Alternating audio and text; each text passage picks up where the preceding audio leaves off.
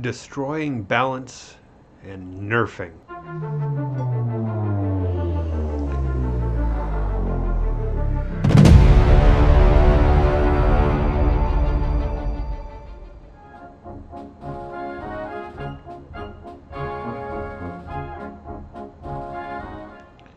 I feel the intertubes can be highly hyperbolic when it comes to concerns over game balance and whether something will nerf a character's abilities or a general mechanic. And again, when I say it's hyperbolic, that means I'm saying people tend to express themselves in extremes, meaning if you make a suggestion for a minor change to a specific spell in a given setting, they might respond with things, well, you've completely reworked the mechanics of that spell, which is hyperbolic. Or they might say, oh, if you make that change, you've completely nerfed the ability. But again, you've got to recognize the nuance, because the problem is somebody will go, hey,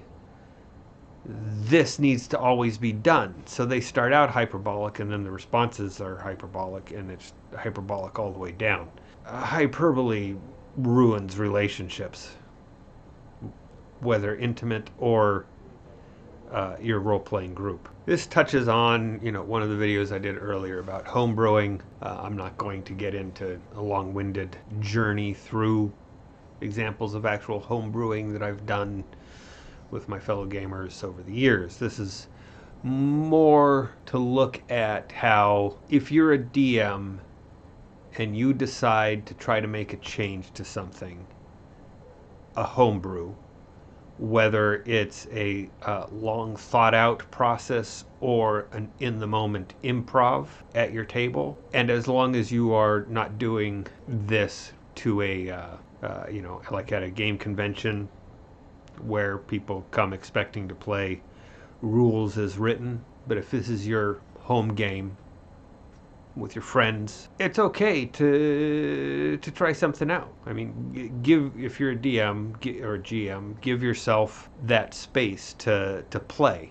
I mean, that's part of the fun of being a GM, is the fact that the first rule is it's your game, so it's yours to explore and to play with. The most important consideration that you should have is to not ruin the trust of the players. I want to say not ruin the fun, but this being trying to be as nuanced as possible. When you cause some players' go-to ability to not work as normal and put a pin in that, then that won't be fun for that player probably in that moment. So it's about not causing a loss of trust. So in that example, making a player's ability not work as they normally think it works, you don't want to make that a permanent change without providing some other equivalent bonus ability or measure for them to take. You want it to be explained within the world. That shouldn't just be a random, I got really sick and tired of that spell doing that thing every time, and it was annoying to me as the DM. Like, that's bad.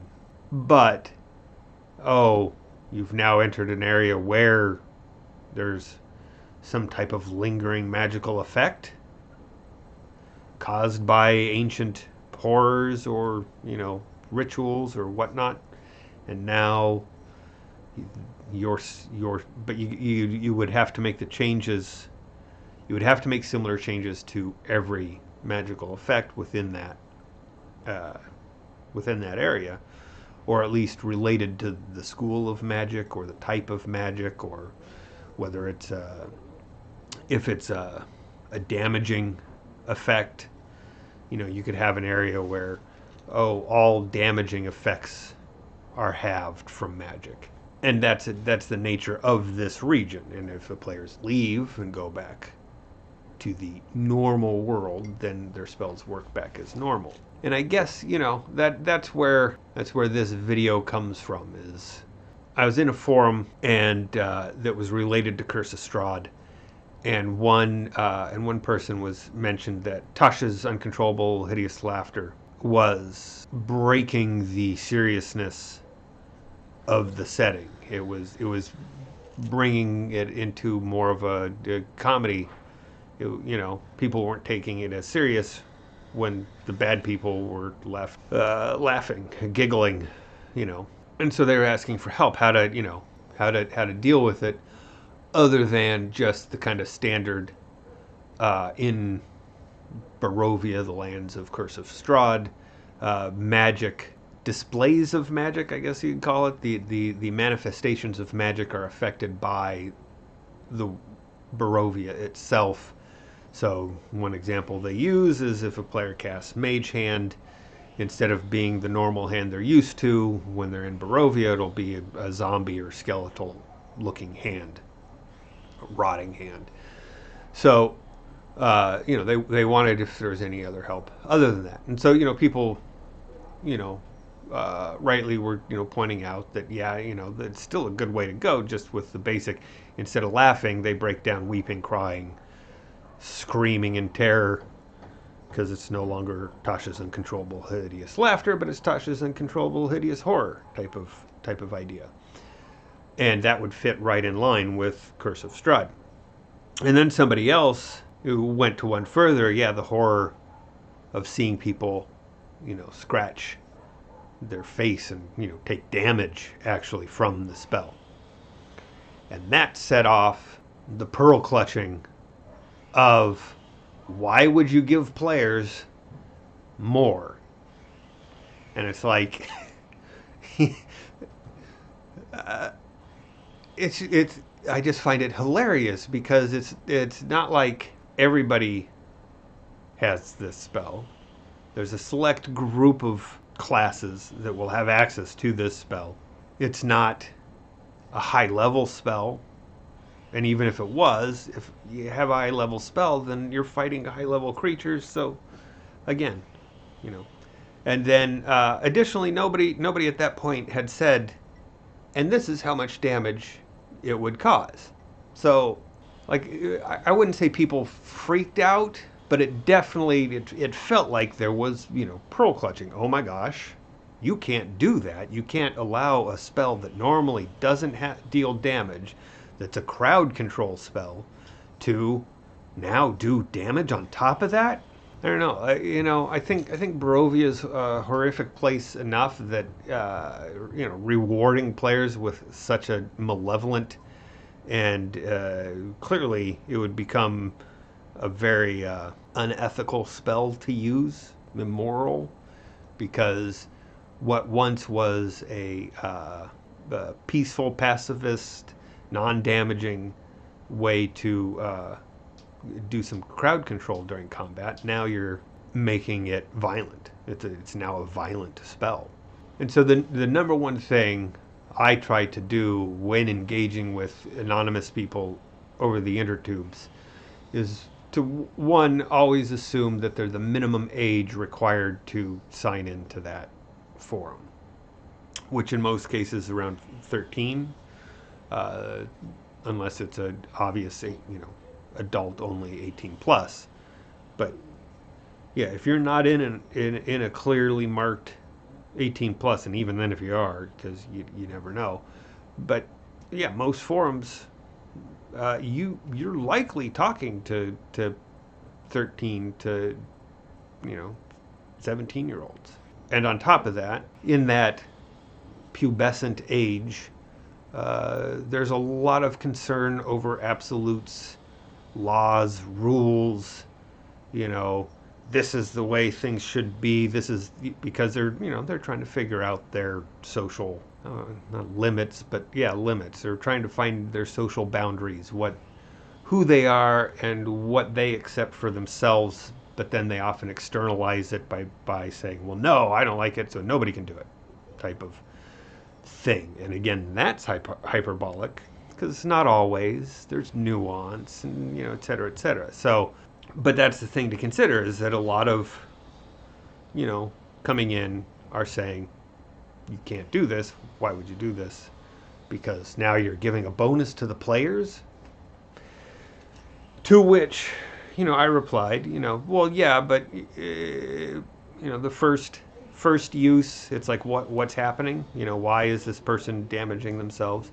Second use is, oh my gosh, it is the spell. My spell is changed. And then the third time the player uses it, it's they're aware. So the player character is conscious that when they cast a spell, it's going to cause physical damage to someone who is being, who would normally be just passively removed from combat for the duration in which they're under the spell. Which I said would, you know, in one sense would be alignment affecting. But there's still pushback, and still you can't. Why give players an advantage? Which I don't understand from DMs, because who cares? Well, I mean, obviously they do. Whoever's doing this, they're worried that players have an advantage. But so the underlying issue there would be that these DMs feel like it's competition, which seems silly because D&D is definitely not a competition. It's a cooperative game. So if you give one player an advantage for, you know, in one setting or in one region or something like that for a while, then they're free to exploit that advantage as much as they want. And so what I thought is, oh, maybe they're worried that, because maybe in their heads the idea of causing damage is, you know, something astronomical, like they do half of their hit points, right? I'm not understanding why causing some damage from this spell is such a huge concern. So then I wrote up, well, you know, maybe, you know, it causes 1d4 at the end of the spell. So the character or you know, the creature or whatever is screaming, agonizing, clawing at their face, and when they make the successful save to break out of it, that's when the damage happens, and they take 1d4 points of damage, which in most cases, even at low level, would be on a max roll would be less than half their hit points, and most likely less than 10%, I would say, on average for creatures. But you know, that's just a back of the envelope guess. So, and even then, you know, people were still, why give players an advantage? Why not? You know, especially when it's fun, when it's tempting them to go down a more evil path. Because if they continue to use that spell, especially if it's against more innocent or neutral creatures, then yeah, that starts to make them look a little evil. And that can have other ramifications within, especially within Curse of Strahd Barovia. The other side of it, when making changes to mechanics, is, oh, it's breaking the game balance. And you know, especially if you're making a change that is limited to a session or two, then no, it's not. The game balance is meant to be a statistical average over the course of one's entirety of play, that, and it's from the player's point of view, that each character run by the players will have something to do that is effective and valuable during, usually combat is where balance is always focused on. It's rarely focused on just role playing. I mean, in general, the bard class is deeply unbalanced in role playing to any other class, I would say. I mean, most other classes, you get just the brooding, meh, I'm a lone wolf, meh, now I'm running with the party, meh. But the bard, you know, and then the cleric, and then maybe a rogue. Is this some type of scale? Maybe I should do the scale of what. So dumb. But maybe I should, just for dumbness, just to play in the dummity do. So anyway, but yeah, so balance is almost always focused on combat balance, and it's balance meaning each of the other classes. Any class will have something effective and worthwhile to do on each of their turns during combat. Because balance is any other interpretation of balance beyond that is largely BS. Largely, not always. Covering, I'm trying not to be hyperbolic here. But it is BS because the DM can choose to introduce any type of monster into an encounter. So the DM could have first level characters fighting an ancient red dragon. That's not going to go, that's not balanced towards the players. The players will get eaten. Or the DM could introduce, 5 to 10 giant rats to 20th level characters. Not balanced for the rats. So, but pretty fucking awesome if the DM kills a party of 20th level characters with, 5 to 10 giant rats. That would, worth it.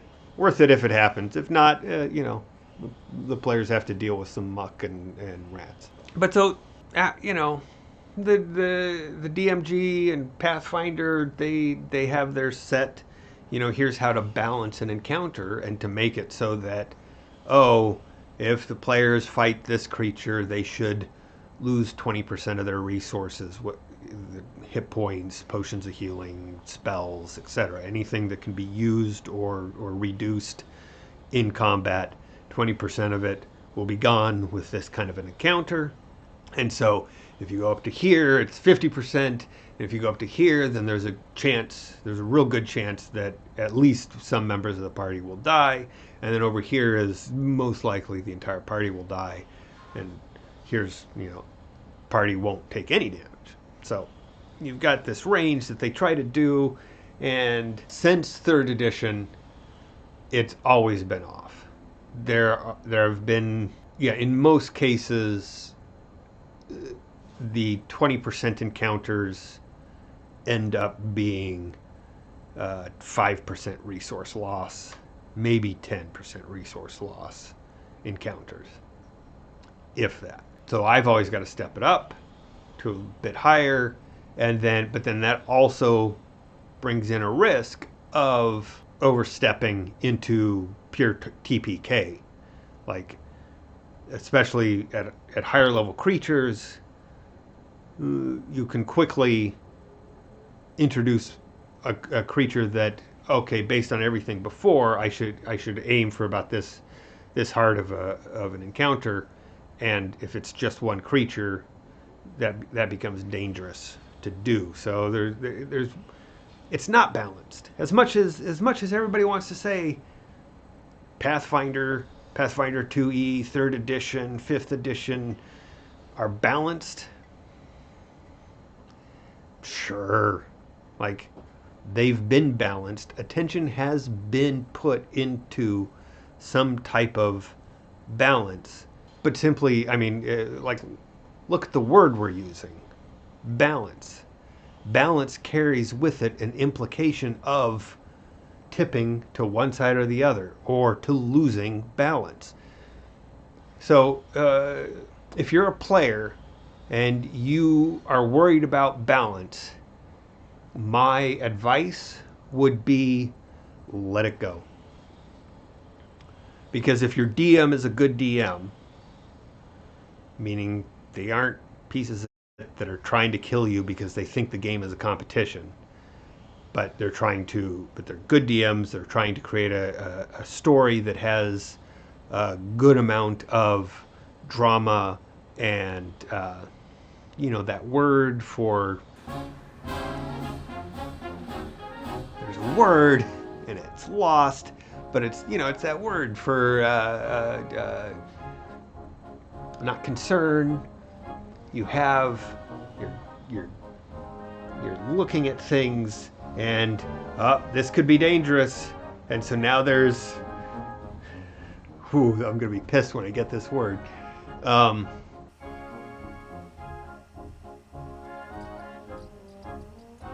Risk.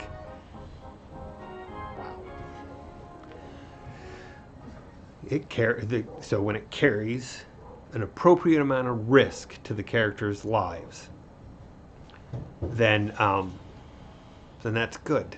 And see, now I've completely lost train of thought. So yeah, don't concern yourself with balance and whether things are balanced.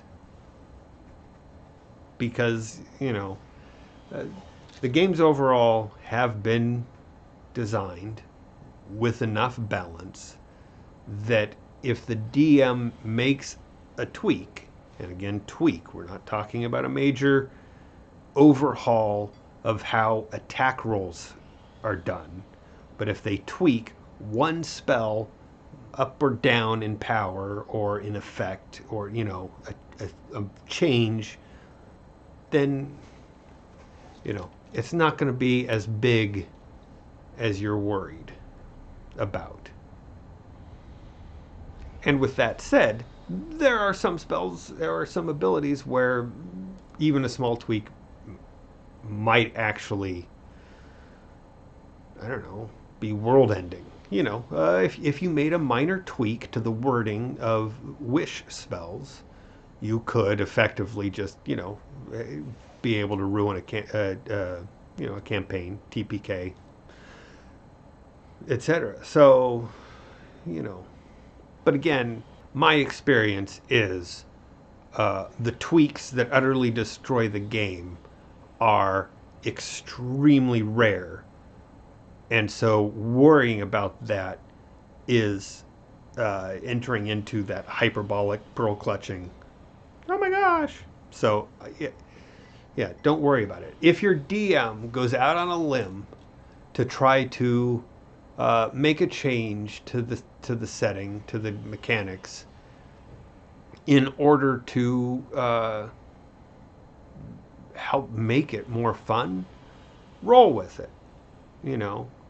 Be wary and bring up to them, hey, when you made that change, it made that spell or that ability ineffective for this situation and this situation. So maybe change it back. That's completely a reasonable way to go about things. And and if you realize that when the DM says, hey, I'm making this change, bring it up. Tell the DM, tell the GM, tell the narrator, tell the storyteller all the names for that which is the person running the game, the game runner. So yeah, bring it up, let them know, hear your concerns, and then if they say, okay, well, I still want to try it out, go with it, or find another DM. But this is assuming you're all friends, so might as well on something minor like that. But see, and that's the horrific comedy about trying to do nuance in this kind of context, because there's always going to be but what about, what if, and the default is, if fun is ruined, then it shouldn't be done that way. If fun is increased, then great. DMs should realize that humans that are the players are dopamine monkeys. Or I think it's dopamine, maybe it's serotonin, not my field. But it's the gambling, all the games where you get a rush of the good chemicals in your brain when you succeed. But if you always succeed, then that dopamine rush quickly disappears. So there's got to be the, the balance of not always succeeding. Anyway, so that's my ramble for today. Sorry if this wasn't as peppy of a video as I normally give, which, I mean, let's face it, I try to be very even-keeled on these things and not, the whole D&D RPG rant in the titles is, silly clickbait bullshit just for fun, because I don't feel that it is I don't feel that it is, a rant, really. Just kind of rambling insights onto what makes good role-playing game play. Good role-playing game play. Yeah, that works. So, like, subscribe, and we'll see you next time.